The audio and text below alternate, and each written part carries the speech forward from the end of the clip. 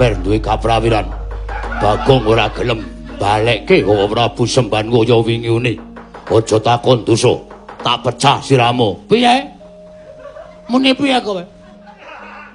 Kowe kepengin dadi kaya ngono apa piye? Ya ngono. Prabu Kresna kuwi dadi kaya ngono mergo tak shotke. Mergo arep gawe mengkambing hitampan aku di depan para dewa. Aku nggak mungkin, nggak mau. Nemeng dikambing kita akan mau ora carane kaya ngono. Ora gelem balekke. Iki merganing patimu. Piye? Mandya ucapku arep sikara karo Bagong kuwalat kowe Setyaki.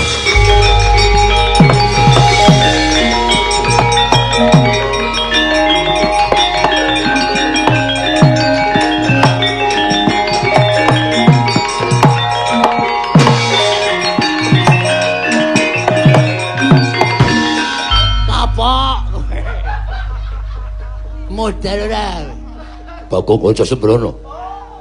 Jagat yo Badur. Setyaki. Mboten paring dawuh ora.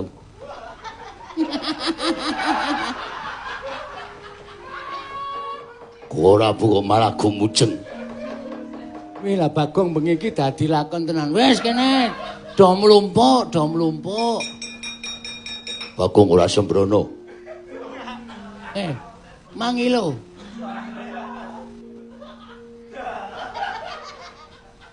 Edan kok Prabu menika kados pundi? Wis diterima-terimake.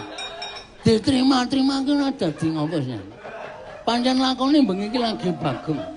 Ngeden Bagong meneh.